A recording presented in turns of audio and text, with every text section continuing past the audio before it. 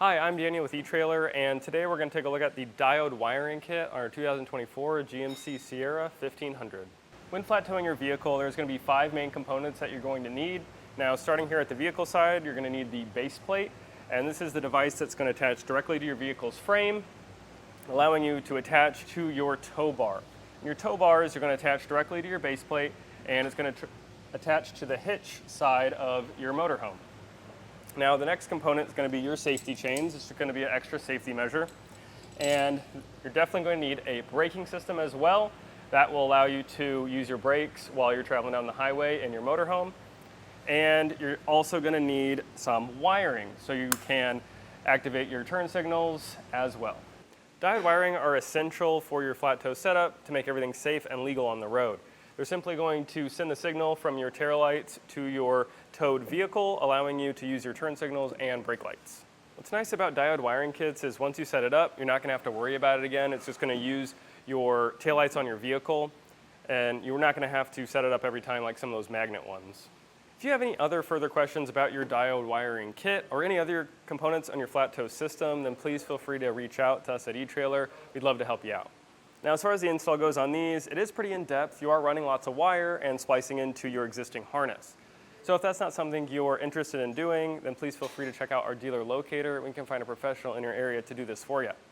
But if you're looking to do this yourself, then follow along and I'll show you how to do it. Now, your kit's going to come with a 4-prong plug on the end, and I'm actually just going to cut this off so we can feed this up into our engine bay. Now I went ahead and removed the fascia so I could get our base plate on, but it's a little easier to run our wire. So I'll go ahead and show you where I'm going to run it. So I'm probably going to zip tie it around here, and there's an existing wire harness here. I'm going to follow that all the way up into the engine bay. I found a spot to route this down. It's over here on this side of the battery, and I went ahead and poked it down to the wheel well here. Now I'll go ahead and pull most of the slack down. Went ahead and zip tied a bundle up here by the battery because we'll need to tap into this later for some of our other components. But for now, I'll go ahead and raise this up and I'll run it to the back. I came down through the engine compartment and there was a hole in the frame, so I went ahead and put some wire loom on this just because it's contacting metal. And then I ran this through the frame. I used a pull wire through all these holes and kind of worked it along. I ran it all the way through this frame,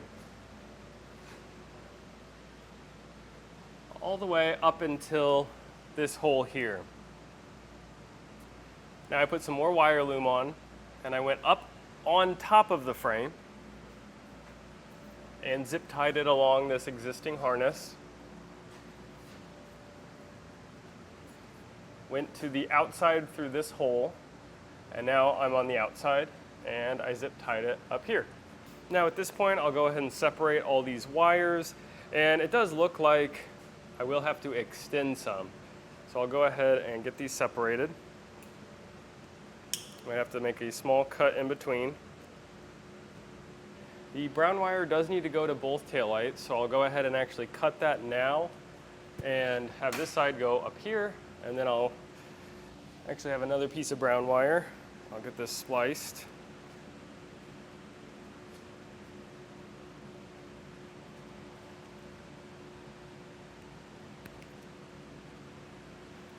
Get this brown wire cut up here. Now I'll go ahead and twist these ends together. And I'm going to use a heat shrink butt connector and crimp this on.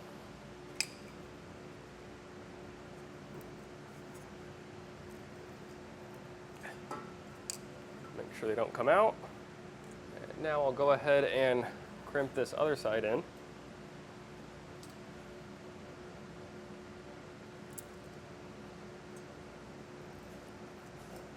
And this yellow is a little too short, so I got a more yellow wire, and I'll go ahead and extend this. Now I got a heat source, and I'll go ahead and get this shrunk so it'll prevent rain from getting there and corroding our wires.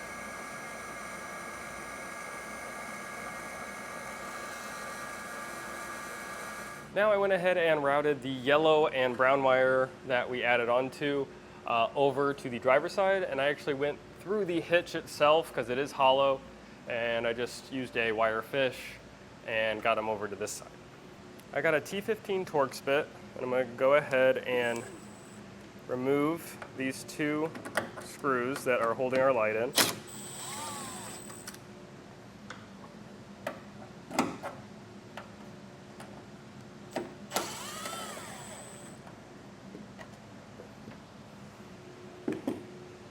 And now you want to pull directly out to get this out. It's going to be two fasteners, one top, one bottom. And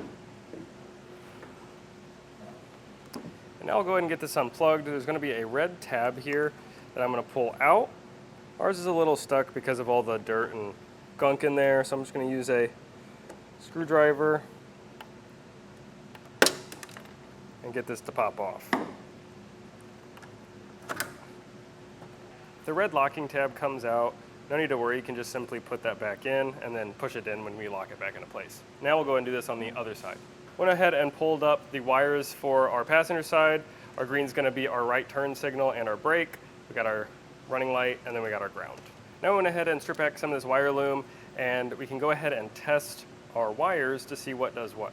I went ahead and tested what wire does what with just a wire tester here, and I found that the brown wire is going to be our running light circuit, and then our green wire, that's going to be our brake circuit. So we're going to tap into that for turn signals and our brake.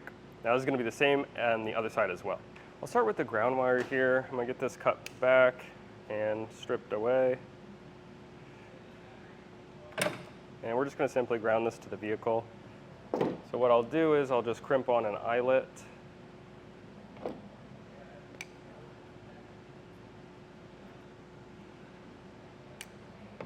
And I'll use a self-tapper and get this into the frame. And make sure you go somewhere where it's not going to interfere with your light going back on. Now I'm going to go ahead and cut the green wire. Get both of these stripped back as well.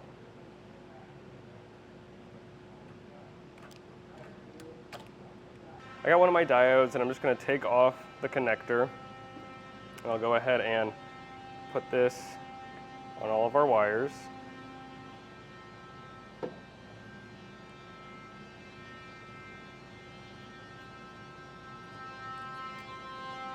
Crimped on there. And on the diode, there's going to be an outside and an inside.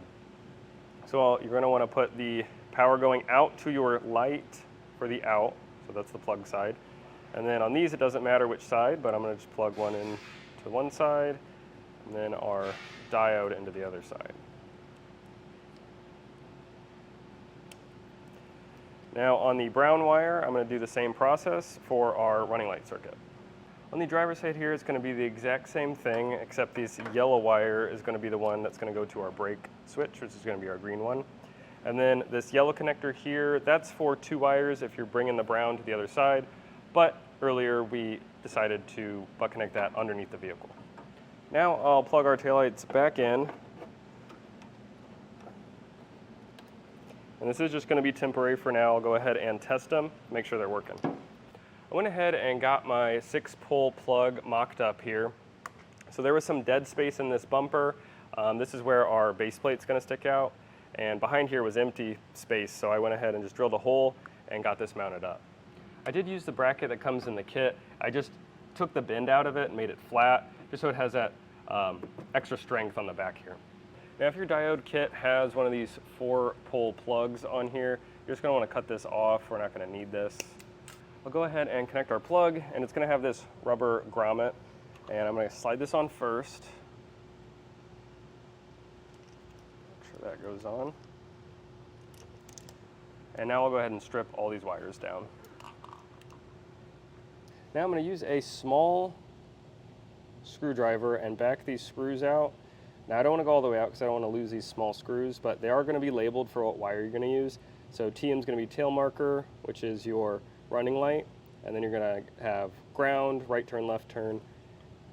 And I'll go ahead and get these connected and show you what it looks like. Now I got them all connected, and the green one's going to go to your right turn, the yellow is going to go to your left turn, the brown is your tail marker or your running light, white is your ground, And this red one is one we added, and that's going to be your charge line kit. So this is going to trickle charge your battery so it doesn't die when you get to the campsite.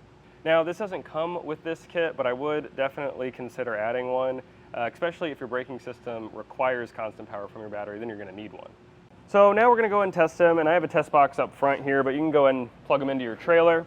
And now I'm going to run through our functions. I got tail lights, left turn, brake lights, and right turn signal. After I tested them and made sure they were working, I went ahead and used silicone in all our fittings just to make sure they don't get corroded long term.